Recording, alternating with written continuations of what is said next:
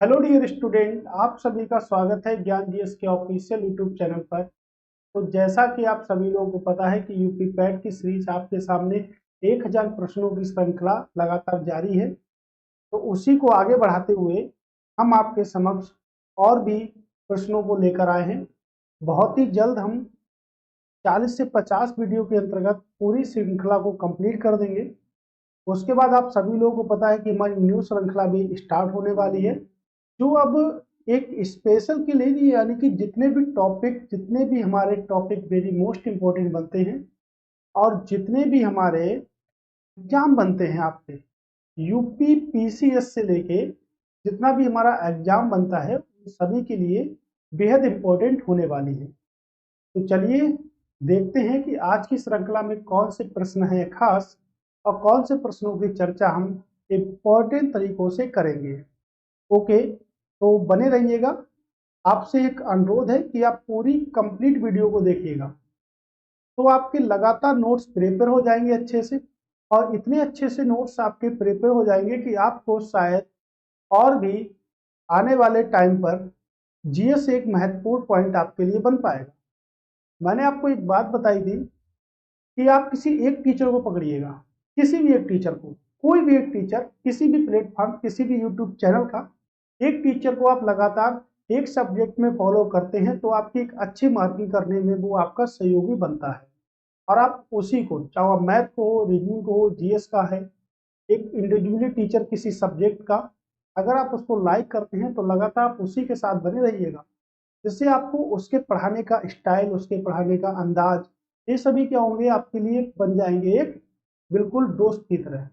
और जब दोस्त की तरह बन जाएंगे तो सर्किल बन जाएगा, और सर्किल हमारा बनने के बाद हमको ये बातें पता चलेंगी कि हमने आज तक क्या पढ़ा है, क्या नहीं पढ़ा है। कुछ बातें ऐसी होती हैं कि पता चले कि 10 दिन एक टीचर से पढ़े, 10 दिन एक टीचर के पढ़े, लेकिन कोई भी प्रॉफिट होगा क्या? नहीं, कोई भी प्रॉफिट आपको यहाँ से नहीं होगा। तो आप लगातार बने रहेंगे तो आपको अंदाजा होगा कि आपके क्वेश्चनों के किस प्रकार से मैनेज कर रहे हैं, किस प्रकार से चल रहे हैं। ये सभी बातें आपको पता भी हैं, और थोड़ी सी बात पर मेरा विचार कर लीजिएगा, बाकी तो आपकी इच्छा है। ठीक है, तो चलते हैं। और अभी तक हम 248 प्रश्नों को कंप्लीटली देख चुके हैं, और आज हमारा 249वां प्रश्न है। अब श्रृंखला में थोड़े से क्वेश्चन को इंक्रीज करेंगे, जिससे कम टाइम पे हमारी अच्छे से ज्यादा क्वेश्चनों को हमारे पास नोट्स बन जाए।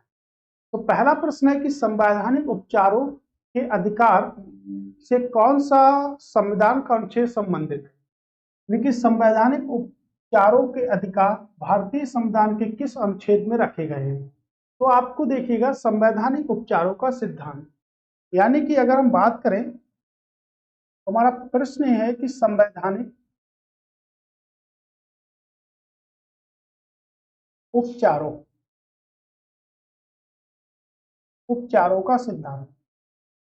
संवैधानिक उपचार भारतीय संविधान के आर्टिकल नंबर 32 के अंतर्गत आते हैं, यानी कि अनुच्छेद नंबर 32 के अंतर्गत आते हैं संवैधानिक उपचार। और आपको पता है कि इस संवैधानिक उपचार में रिटों का विवरण दिया गया है, यानी कि रिटों का विवरण दिया गया है। तो कितनी रिटों का विवरण दिया गया है? तो कुल मिला के इसमें 5 रिटों का विवरण दिया गया है। कितनी रिटें हैं आपके? 5 रिटों का विवरण दिया गया है। अब उसके बाद हम देखेंगे कौन कौन सी रिट है हमारी। तो बंदी प्रत्यक्षीकरण, परमादेश, ये हमारी रिटें हैं, परमादेश। उसके बाद अगर हम बात करेंगे उत्प्रेषण, अधिकार प्रक्षा,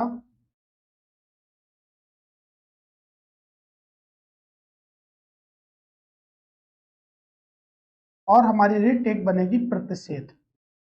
इन 5 रिटों का विवरण दिया गया है। तो आपके पेपर में ये भी पूछा सकता है कि आर्टिकल नंबर 32 में कौन सी रिट लागू नहीं होती है, या कौन सी रिट उसमें शामिल नहीं है। ये भी प्रश्न हमारा बनता है एग्जाम में, और कई बार बना भी है आपके एग्जाम में। तो अनुच्छेद नंबर अगर 32 की हम बात करेंगे तो इसे संवैधानिक उपचारों का सिद्धांत कहते हैं। और किसने कहा था संवैधानिक उपचारों का सिद्धांत? तो हम कह सकते हैं doctor B R Ambedkar. Doctor B R Ambedkar ने संवैधानिक उपचारों का सिद्धांत कहा था और इन्होंने इस अनुच्छेद को संविधान की आत्मा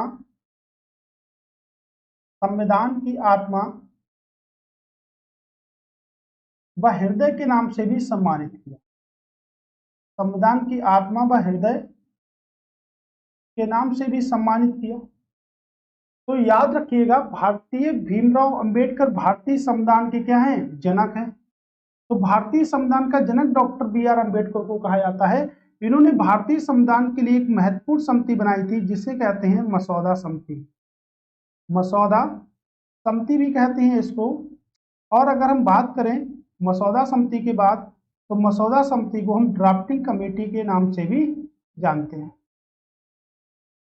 ड्राफ्टिंग कमेटी के नाम से भी जानते हैं मसौदा समिति को। तो याद रखिएगा, क्योंकि संविधान को बनाने में जो सबसे बड़ी समिति थी वो डॉक्टर बी आर अम्बेडकर के बाद मसौदा समिति थी, या जिसे हम कह सकते हैं प्रारूप समिति। किस नाम से जान सकते हैं इसको हम, तो इसको हम जान सकते हैं प्रारूप समिति। अब अगर मेरा प्रश्न आपसे ये बने कि डॉक्टर बी आर अम्बेडकर संविधान का जनक कहा जाता है, लेकिन संविधान का लेखक किसे कहते हैं, तो संविधान का लेखक डॉक्टर बी आर अम्बेडकर को नहीं कहते। संविधान का कैलीग्राफर किसे कहते हैं, तो संविधान का कैलीग्राफर कहते हैं प्रेम बिहारी नारायण। प्रश्न अब भी पेपर में आएगा तो बिल्कुल याद रखिएगा, प्रेम बिहारी नारायण को संविधान का कैलीग्राफर कहते हैं। तो इन्होंने संविधान लिखने के लिए कितना रुपया लिया था, तो इन्होंने संविधान लिखने के लिए कोई भी रुपया नहीं लिया था, कोई भी रुपया नहीं लिया था संविधान लिखने के लिए। लेकिन उन्होंने एक शर्त रखी थी कि हर पुस्तक के जो भी पुस्तक होगी, जो मूल संविधान की जो कॉपी है, उसमें प्रत्येक पृष्ठ पर इनका नाम लिखा गया है। और उन्होंने कहा था कि अंतिम पृष्ठ पर मेरा नाम और मेरे दादाजी का नाम भी लिखा जाए। तो इनका दादाजी का नाम था राम प्रसाद, तो राम प्रसाद लिखा गया लास्ट पेज पर, और इनके साथ में प्रेम बिहारी नारायण ने हर पेज पर अपना नाम लिखा। ये इनकी कीमत थी संविधान को लिखने की। तो लिखा किसने, प्रेम बिहारी नारायण ने। संविधान का जनक किससे कहते हैं, डॉक्टर बी आर अम्बेडकर को कहते हैं। और इन्होंने प्रारूप समिति का गठन किया था। प्रारूप समिति बनी थी 22 अगस्त 1947 को प्रारूप समिति का गठन किया गया था, जिसका अध्यक्ष जो थे डॉक्टर बी आर अम्बेडकर, जिन्हें भारतीय संविधान का पिता कहते हैं। तो अगर बात करेंगे तो आर्टिकल नंबर 32 आपके एक मूल अधिकारों की श्रेणी में आता है, जिन्हें भारतीय संविधान के भाग नंबर 3 के अंतर्गत रखा गया है। ओके, तो संवैधानिक उपचारों के अधिकार किस अनुच्छेद में रखे हैं, अनुच्छेद नंबर 32। ओके, और इसमें कितनी रिटों का उल्लेख है, तो इसमें कुल मिला के आपकी 5 रिटों का उल्लेख है। 5 रिटें आपके समक्ष प्रस्तुत है। ठीक है, याद रखिएगा इस बात को। अगला प्रश्न, अगले प्रश्न की ओर मूव करेंगे। कौन सा राज्य देश का पहला रेबीज मुक्त राज्य बन गया है, कह रहा रेबीज मुक्त राज्य कौन सा है। पहले तो ये जान लेते हैं कि वर्ल्ड रेबीज दिवस कब मनाते हैं। वर्ल्ड रेबीज दिवस कब मनाते हैं, किससे काटने से होता है, तो कुत्ते के काटने से होता है। और कब बनाते हैं रेबीज दिवस, तो 27 सितंबर को वर्ल्ड रेबीज दिवस मनाते हैं। कब बनाते हैं भाई, 27 सितंबर को वर्ल्ड रेबीज दिवस के रूप में बनाते हैं। गोवा, राजस्थान, उत्तर प्रदेश या मध्य प्रदेश। बात करेंगे तो क्षेत्रफल की दृष्टि से सबसे छोटा राज्य गोवा, और रेबीज मुक्त होने वाला भारत का पहला राज्य कौन सा है, गोवा। गोवा भारत का सबसे छोटा राज्य है, लेकिन क्षेत्रफल की दृष्टि से सबसे छोटा राज्य, सबसे छोटा राज्य। ठीक है, याद रखिएगा, राज्य को स्टेट बोल सकते हैं। और क्षेत्रफल की दृष्टि से सबसे बड़ा राज्य, तो बिगेस्ट राज्य क्षेत्रफल की दृष्टि से कौन सा, राजस्थान। क्षेत्रफल की दृष्टि से दूसरा सबसे बड़ा राज्य, और क्षेत्रफल की दृष्टि से तीसरा सबसे बड़ा राज्य महाराष्ट्र। लेकिन चौथा सबसे बड़ा राज्य कौन सा, उत्तर प्रदेश। तो क्षेत्रफल की दृष्टि से सबसे छोटा आपका गोवा, और सबसे बड़ा आपका राजस्थान। दूसरा सबसे छोटा सिक्किम। कौन सा होगा दूसरा सबसे छोटा, तो दूसरा सबसे छोटा राज्य होगा आपका सिक्किम। ठीक है, इसको याद रखिएगा, दूसरा सबसे छोटा राज्य क्या होगा, सिक्किम होगा। 28 सितंबर को बनाते हैं रेबीज दिवस, बनाते हैं वर्ल्ड रेबीज दिवस बनाते हैं। अगर मैं ये पूछूं आपसे हेपेटाइटिस दिवस कब बनाते हैं, हेपेटाइटिस डे कब बनाया जाता है, तो हेपेटाइटिस दिवस आपका 28 जुलाई को बनाया जाता है। कब बनाते हैं हम, 28 जुलाई को हम हेपेटाइटिस दिवस के रूप में बनाते हैं। याद रखिएगा, हेपेटाइटिस दिवस जो होता है वो कब बनाते हैं, 28 जुलाई को हेपेटाइटिस दिवस के रूप में हम बनाते हैं। ठीक है, अगला प्रश्न है कि शारीरिक ग्रंथियों का निम्नलिखित में से कौन सा भाग शरीर के तापमान को बनाए रखता है, तो कौन सा भाग ऐसा है जो शरीर के टेम्परेचर को बनाकर रखता है। शरीर के अगर टेम्परेचर की बात करें, देखिएगा शरीर का टेम्परेचर 3 पैमानों पर निर्भर करता है। एक तो फ़ारेनहाइट, एक तो डिग्री सेंटीग्रेड और तीसरा केल्विन। अगर जैसे मान लीजिए पूछा जाए कि शरीर का तापमान फ़ारेनहाइट में कितना होता है, शरीर का तापमान फ़ारेनहाइट में होता है 9.8, ठीक है, 98.6 डिग्री फ़ारेनहाइट, 37 डिग्री सेंटीग्रेड में होता है। लेकिन केल्विन की बात करेंगे तो केल्विन में कितना होता, 310 केल्विन आपका टेम्परेचर होता है। तो मानव शरीर का ताप 3 तरीके से होता है, केल्विन में, फ़ारेनहाइट में या आपके सेंटीग्रेड में। ठीक है, तो प्रश्न है कि निम्नलिखित में से कौन सा शरीर के तापमान को बनाए रखता है, तो कौन बनाए रखता है, आपका हाइपोथैलेमस। कौन सा पार्ट बना के रखता है, तो हाइपोथैलेमस शरीर के तापमान को पूरी तरह से क्या करता है, नियंत्रित करता है।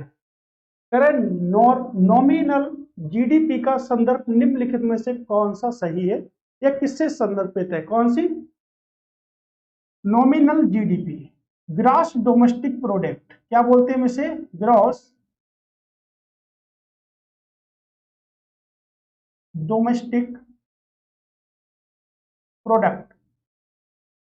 ठीक है, याद रखिएगा क्या बोलते हैं इसे, ग्रॉस डोमेस्टिक प्रोडक्ट के नाम से इसको हम जानते हैं। ठीक है, ओके।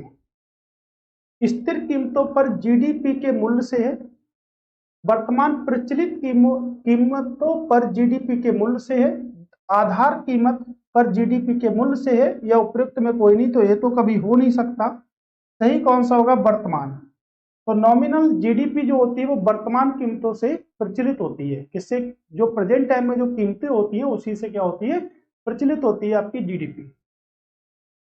खाद्य श्रृंखला में क्रमिक रूप से उच्च स्तर पर सहनीय जीवों के ऊतकों में किस पदार्थ की सांद्रता में वृद्धि, जैसे कि विषमता, रासायनिक क्रिया को क्या कहते हैं, तो क्या कहते हैं, ये देखिएगा, खाद्य श्रृंखला में क्रमिक रूप से उच्च स्तर पर सहनीय जीवों के ऊतकों का अध्ययन कराता है हिस्टोलॉजी में किस पदार्थ की सांद्रता में वृद्धि घटना, जैसे एक विषाक्तक रसायन क्रिया को क्या कहते हैं, जीव संचय कहते हैं, जैव प्रदूषण कहते हैं, जैव आवर्धन कहते हैं, या जैव उपचार कहते हैं। तो देखिएगा ऑप्शन नंबर सी, जैव आवर्धन कहते हैं। क्या कहते हैं, जैव आवर्धन कहते हैं।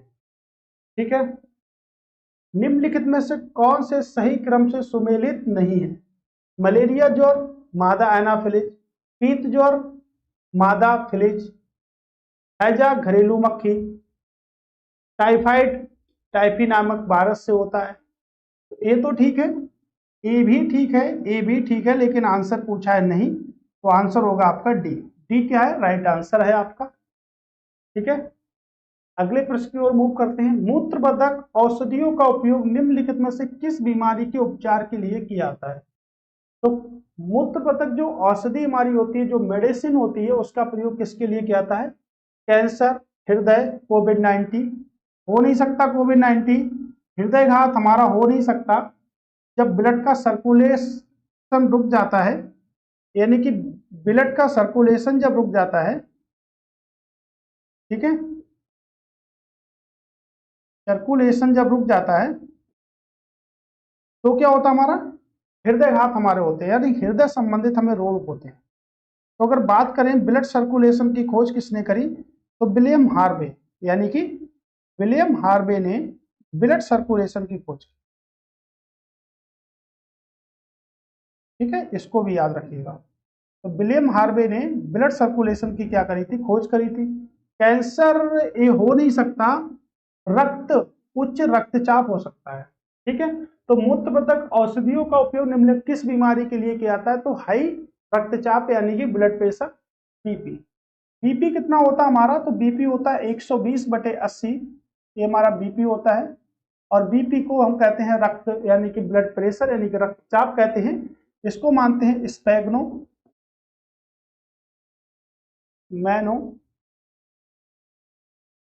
से, इसे हम मापते हैं स्पेग्नो मैनोमीटर से मापते हैं इसको हम, ठीक है। किससे मापते हैं, तो स्पेग्नो मैनोमीटर से इसको मापा जाता है, याद रखिएगा इस बात को। तो रक्तचाप से संबंधित आपका होता है, ठीक है।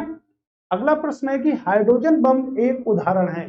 हाइड्रोजन बम किसका उदाहरण है, नाभिकीय संलयन का, नाभिकीय विखंडन का, रासायनिक अभिक्रिया का, या भौतिक अभिक्रिया का, किसका एग्जाम्पल हो सकता है, बताइएगा आप लोग।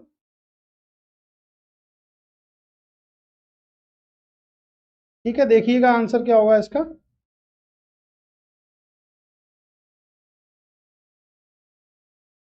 ठीक है, क्या होगा इसका राइट आंसर कि हाइड्रोजन बम किस सिद्धांत पर कार्य करेगा। तो आप देखिएगा हाइड्रोजन बम, पहले तो प्रश्न ये बन सकता है कि हाइड्रोजन बम की खोजकर्ता कौन है, तो एडवर्ड टेलर। एडवर्ड टेलर ने हाइड्रोजन बम की खोज की, ठीक है। तो एक होता है हमारा परमाणु बम और एक होता है हमारा हाइड्रोजन बम। अगर पूछा जाए परमाणु बम की खोज किसने करी, तो ओपन आइमर ने क्या करी, परमाणु बम की खोज करी। परमाणु बम किस सिद्धांत पर कार्य करता है, तो परमाणु बम नाभिकीय विखंडन, नाभिकीय विखंडन के सिद्धांत पर कार्य करता है। किस सिद्धांत पर कार्य करता है, नाभिकीय विखंडन के सिद्धांत पर कार्य करता है। और अगर बोलें कि परमाणु बम के सिद्धांत पर कार्य करेगा, तो नाभिकीय विखंडन के सिद्धांत पर कार्य करेगा।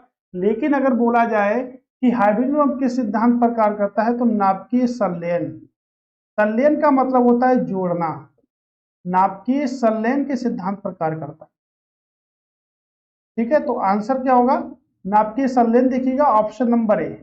देखिए हाइड्रोजन बम किस सिद्धांत पर कार्य करेगा, तो हाइड्रोजन बम नाभिकीय संलयन के सिद्धांत पर कार्य करेगा और परमाणु बम नाभिकीय विखंडन के सिद्धांत पर कार्य करेगा। याद रखिएगा अच्छे से, और ये मोस्ट इंपोर्टेंट है आपका, बहुत ज्यादा मोस्ट इंपोर्टेंट है, ठीक है। अगला प्रश्न है कि साजन प्रकाश टोक्यो ओलंपिक के लिए क्वालिफाई करने वाले पहले तैराक बने हैं। वेरी वेरी मोस्ट इंपोर्टेंट, पहला प्रथम द्वितीय सबसे इंपोर्टेंट क्वेश्चन होते हैं हमारे। कह रहा है कि जो साजन प्रकाश टोक्यो ओलंपिक के लिए क्वालिफाई करने वाले पहले भारतीय तैराक बने हैं, वे किस राज्य से हैं। पूरा क्वेश्चन तो दे दिया, लेकिन क्वेश्चन को घुमा दिया थोड़ा सा, अब पूछा कि वे किस राज्य से हैं।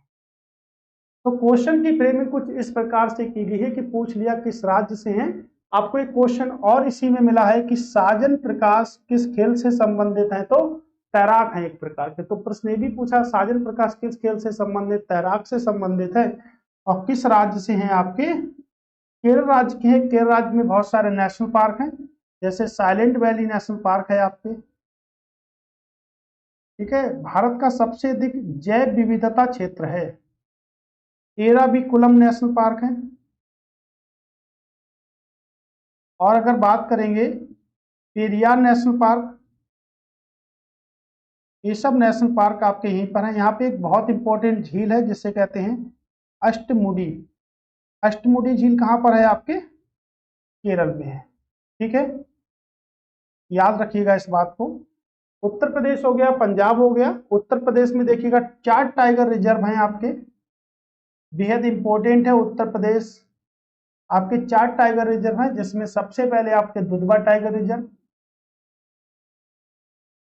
उसके बाद बात करेंगे तो अमानगढ़ टाइगर रिजर्व, फिर पीलीभीत टाइगर रिजर्व, और अगर उसके बाद देखेंगे यहाँ से तो अभी नया आपका बना है Ranipur tiger reserve, Ranipur tiger reserve. ठीक है, ये टाइगर रिजर्व बने हैं उत्तर प्रदेश में, तो यह भी आपके लिए एक इम्पोर्टेंट बनेंगे। ठीक है, उत्तर प्रदेश एग्जाम के लिए। कह रहे जून 2021 में फाइटर पायलट बनने वाली जम्मू कश्मीर की पहली महिला कौन थी? तो फाइटर पायलट बनने वाली जम्मू कश्मीर की पहली महिला कौन थी? मात्या सूडान, अनामिका अरुंधति सुब्रमण्यम या शरद पागरे, कौन होगा? ठीक है, सूडान। तो फाइटर प्लेन उड़ाने वाली पहली महिला बनी है सूडान। ठीक है, अगला प्रश्न है कि राज्य के महाधिवक्ता की नियुक्ति कौन करता है? राज्य के महाधिवक्ता की नियुक्ति कौन करता है, इस बात को ध्यान रखिएगा। ठीक है, राज्य के महाधिवक्ता की नियुक्ति कौन करेगा? बताइएगा क्या होगा इसका राइट आंसर।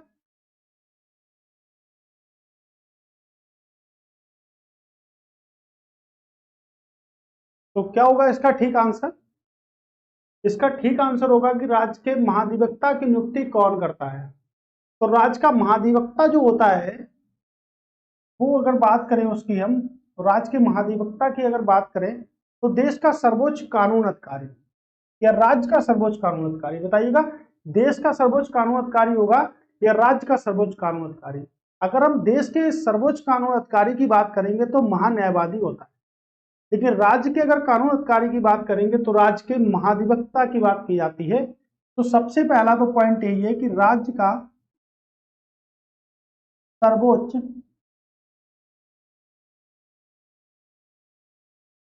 कानून अधिकारी, तो राज्य का सर्वोच्च कानून अधिकारी। ओके, पहला पॉइंट तो ये है कि राज्य का सर्वोच्च कानून अधिकारी होता है। दूसरा, किस अनुच्छेद के तहत नियुक्ति की जाती है? तो अनुच्छेद नंबर आपका 165, तो 165 अनुच्छेद के अंतर्गत नियुक्ति की जाती है। उसके बाद अगर हम बात करेंगे कि नियुक्ति कौन करता है, तो नियुक्ति कौन करते हैं? राज्य के राज्यपाल नियुक्ति करते। ऑप्शन नंबर डी क्या है? राइट आंसर है हमारा।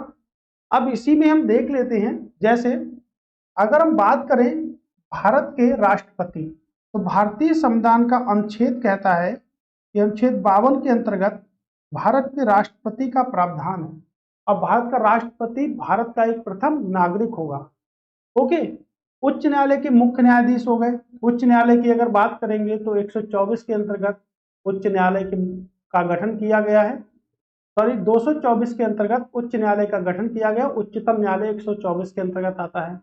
राज्य के मुख्यमंत्री की बात करेंगे तो राज्य के मुख्यमंत्री की नियुक्ति राज्यपाल करेंगे आर्टिकल नंबर 164 के अंतर्गत।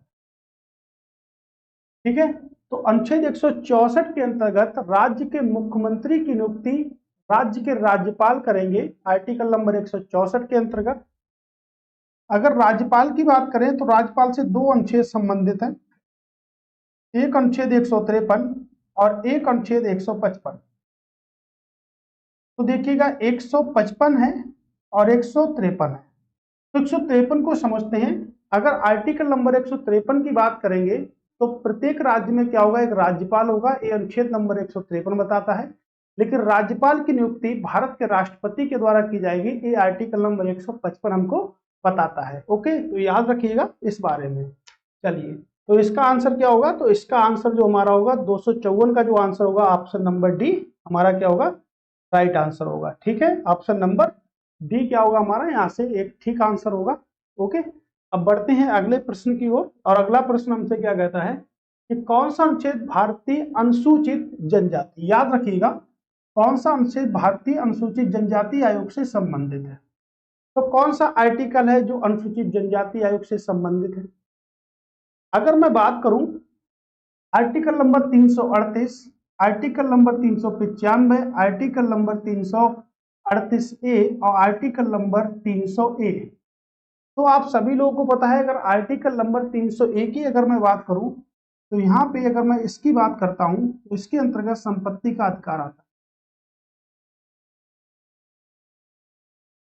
संपत्ति का अधिकार आर्टिकल नंबर 300 ए के अंतर्गत और इसे संपत्ति का अधिकार मौलिक अधिकार से हटाकर रखा गया था। तो 44वां संविधान संशोधन 1978 के तहत मौलिक अधिकारों की श्रेणी से संपत्ति को अधिकार को हटाकर आर्टिकल नंबर 300A में रखा गया है और इसके लिए एक भाग बनाया गया है जिसे भाग कहते हैं। ठीक है, अनुच्छेद आपको पता है 300A है, लेकिन 300A को किस भाग में रखा गया है? तो भाग नंबर 12 है। भाग नंबर 12 में अनुच्छेद 300 को रखा गया है, 300A को रखा गया है, तो इसको कहते हैं संपत्ति का अधिकार। ओके, अब अगर बात करेंगे आर्टिकल नंबर, अगर मैं इसकी बात करूं कि राष्ट्रीय अनुसूचित जनजाति अनुच्छेद जो संबंधित है आपके जनजाति पूछ रहा है, ठीक है, तो किससे संबंधित होगा? तो देखिएगा अनुसूचित जनजाति आयोग से आपके 2 आर्टिकल संबंधित हैं। एक तो है आपका 338 अनुच्छेद और एक है अनुच्छेद आपका 338A। 338A तो आप लोग डिसाइड कर ही चुके होंगे कि इससे कौन सा अनुच्छेद संबंधित होगा। तो देखिए, जब ये राष्ट्रीय जनजाति आयोग से संबंधित है और ये राष्ट्रीय अनुसूचित जनजाति आयोग से संबंधित है, तो ए आ गया आपका, तो किसी ना किसी संशोधन के द्वारा जोड़ा गया होगा। तो 89 संविधान संशोधन 2003 के द्वारा राष्ट्रीय अनुसूचित जनजाति आयोग को आर्टिकल नंबर 338A के तहत जोड़ा गया था। ओके, तो 300A के तहत जोड़ा गया था। और 338 में कौन सा है? तो 338 में अगर बात करेंगे आपका राष्ट्रीय जनजाति आयोग है, और एसटी और एसटी की अगर बात करें तो राष्ट्रीय अनुसूचित जनजाति आयोग 338A में है। ठीक है, यहां हमने देख लिया संपत्ति का अधिकार है हमारे। संविधान का निम्नलिखित में से कौन सा अनुच्छेद राज्यपाल को अध्यादेश बनाने की शक्ति से संबंधित है? तो कौन सा अनुच्छेद है जो राज्यपाल से संबंधित होगा अध्यादेश बनाने की शक्ति से? अनुच्छेद 211, अनुच्छेद 212, अनुच्छेद 213 और अनुच्छेद 214। अगर संविधान में निम्नलिखित में से कौन सा अनुच्छेद राज्यपाल के अध्यादेश बनाने की शक्ति से संबंधित? 211 हो गया, 212, 213, 214। ठीक है, तो कौन सा अनुच्छेद होगा इसमें? राज्यपाल की बात अगर करी जाएगी तो 213 है, लेकिन अगर यहीं पे बात राष्ट्रपति की करी जाती तो आर्टिकल नंबर क्या होता? तो आर्टिकल नंबर होता 123। कौन सा आर्टिकल होता? 123 के अंतर्गत। ठीक है, तो यहाँ पे 123 होता। और वैसे आपका राज्यपाल से कौन से संबंधित होगा? 213। तो 213 आपका राज्यपाल से संबंधित होगा और एक किससे संबंधित होगा? 123 से संबंधित होगा। ठीक है, ओके। अभी हमने आपको बताया कि भारत का राष्ट्रपति जो होगा वो किस आर्टिकल में होगा? तो अनुच्छेद नंबर 52 में क्या होगा? भारत का राष्ट्रपति होगा। और बात करेंगे अनुच्छेद नंबर 153 के अंतर्गत क्या होगा? आपका राज्यपाल होगा। तो राज्यपाल के जो अध्यादेश जारी करने की जो शक्ति होती है वो किस अनुच्छेद में होती है? वो अनुच्छेद नंबर की अगर हम बात करेंगे तो वो 213 में होती है और राष्ट्रपति के कब होती है? तो 123 के अंतर्गत होती है। ठीक है, तो इस प्रकार हमारा 256वां प्रश्न समाप्त होता है। 257 की ओर मूव करेंगे और इस प्रश्न को देखेंगे कि पौधों के बीच की नंगी जमीन कार्बनिक पदार्थों की एक परत जैसे पुआल से ढकी होती है। यह मिट्टी की नमी को बनाए रखने में मददगार साबित होता है, मदद करता है। क्रिया को पहचानिएगा, क्या होगी क्रिया? आप देखिएगा, तब तक हम देखते हैं मिट्टी जो होती है, भारत में कई प्रकार की मिट्टी पाई जाती है, लेकिन अगर सबसे ज्यादा प्रकार की मिट्टी की बात करें तो भारत में सबसे ज्यादा विस्तार किस मिट्टी का है? तो कह सकते हैं जलोढ़ मिट्टी का विस्तार भारत में सबसे ज्यादा है। कौन सा विस्तार है सबसे ज्यादा? जलोढ़ मृदा का विस्तार सबसे ज्यादा है। उसके बाद अगर बात करेंगे तो देखिए काली मृदा का विस्तार सबसे ज्यादा, और काली मृदा का विस्तार जो आपके आता है वो आपके कपास की खेती के लिए सबसे उपयुक्त होती है काली मृदा। ठीक है, जलोढ़ का विस्तार सबसे ज्यादा है पूरे भारतवर्ष में। और जलोढ़ 2 प्रकार की मिट्टी होती है, एक तो पुरानी होती है जलोढ़ और एक मिट्टी होती है आपकी नई। तो नई मिट्टी को हम कहते हैं, नई मिट्टी को कहते हैं खादर, और पुरानी मिट्टी को हम कहते हैं बांगर। उसके बाद हम देखेंगे कि मिट्टी दिवस कब बनाते। तो विश्व मृदा दिवस हम 5 दिसंबर को बनाते। कब बनाते? तो 5 दिसंबर को बनाते हैं। और नमी की बात करेंगे, मिट्टी की नमी की बात करेंगे। नमी मतलब होता है आर्द्रता। तो हम कह सकते हैं आर्द्रता मापी जो यंत्र होता है, आर्द्रता मापी जो यंत्र होता है उसे हम कहते हैं हाइग्रोमीटर। कौन से यंत्र की बात करेंगे? तो उस यंत्र को कहते हैं हाइग्रोमीटर। तो इसके लिए क्या होगी? मुल्चिंग। क्या होगा इसका ठीक आंसर? इसका ठीक आंसर होगा आपका मुल्चिंग is the right answer.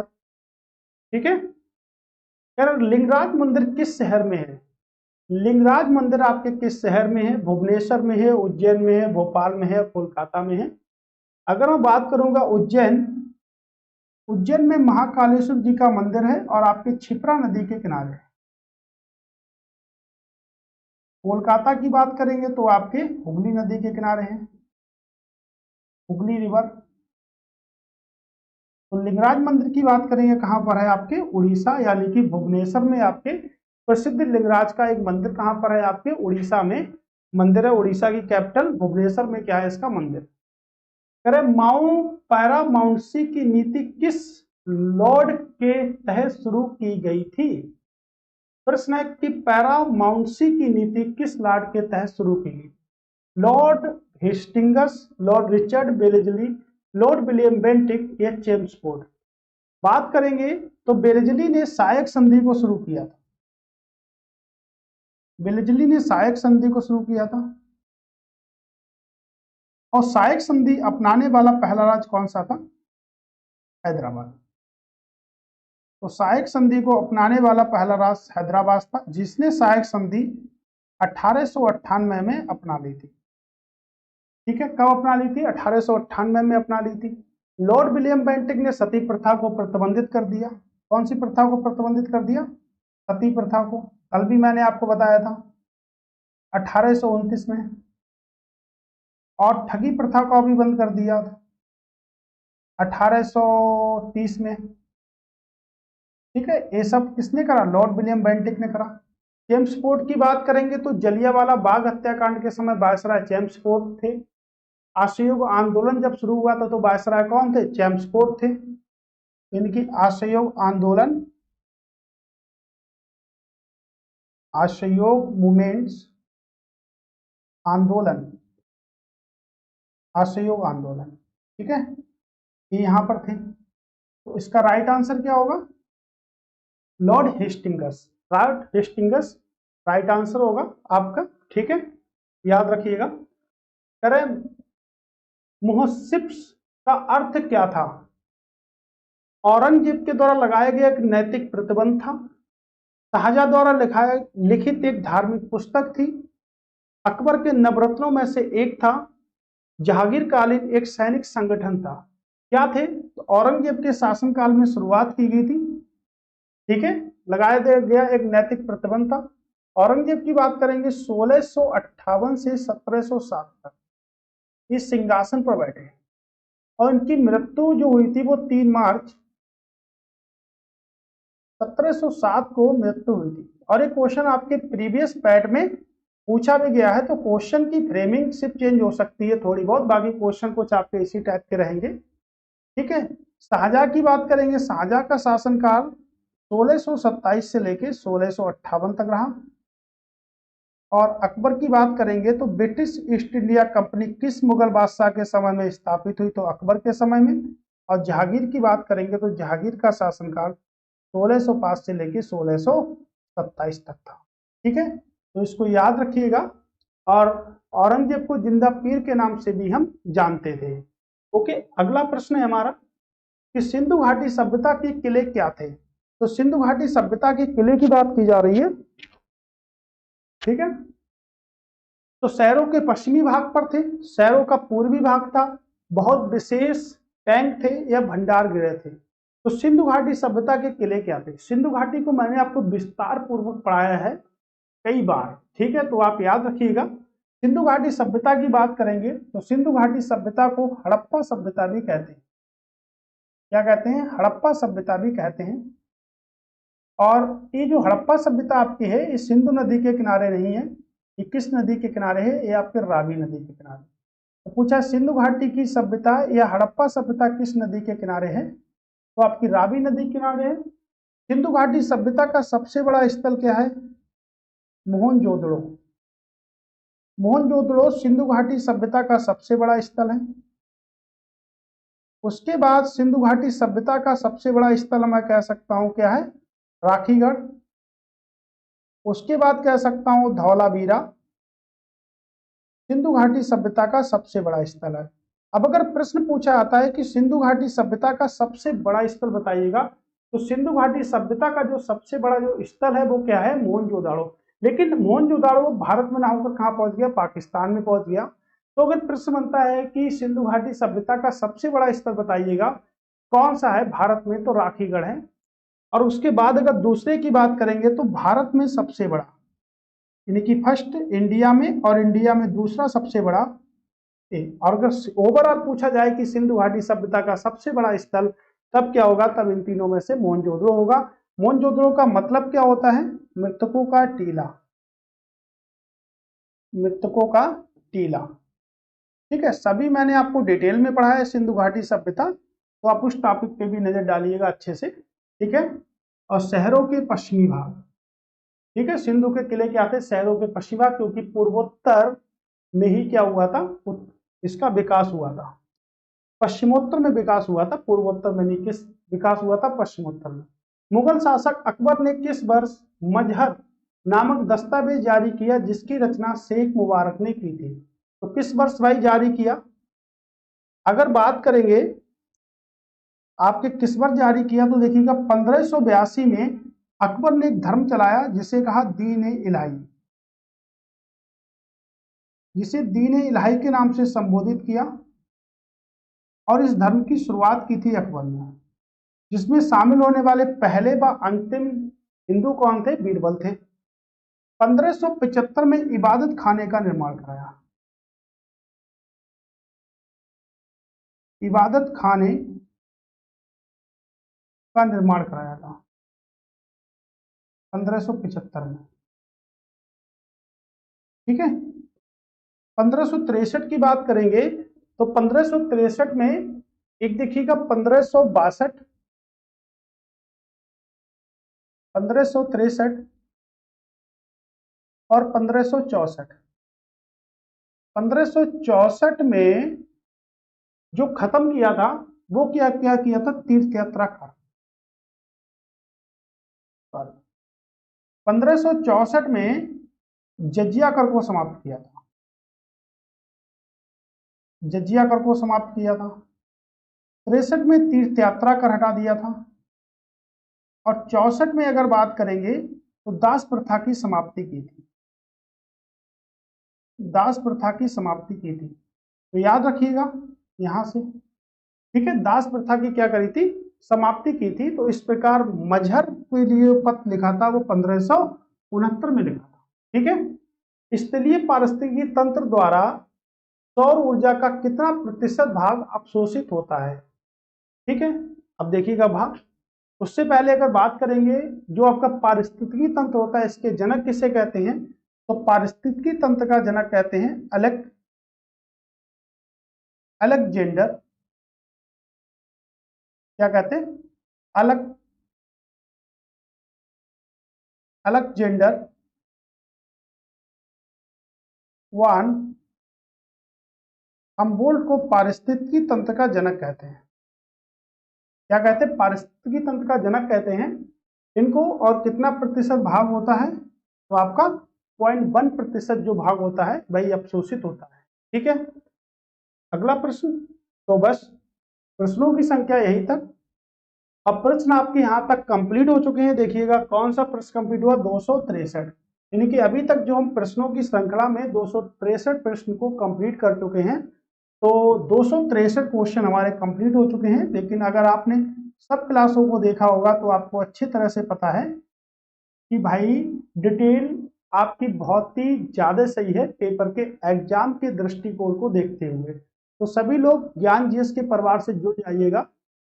Okay, हमको पता है कि आप लास्ट की वीडियो को नहीं देखते अच्छे से, लेकिन फिर भी आप वॉच करिएगा। कुछ बातें हैं जो हमें कभी भी कहीं भी एक सफलता की राह दिखा सकती हैं। ठीक है, तो मैं ज़्यादा नहीं बोलूँगा और इतने पे ही क्लास हम समाप्त करते हैं। तो थैंक्स सभी के लिए कंप्लीट वीडियो देखने के लिए। ठीक है, मिलते हैं आपके साथ फिर से नई वीडियो के साथ में। तब तक के लिए जय हिंद दोस्तों, नमस्कार, टाटा, बाय बाय।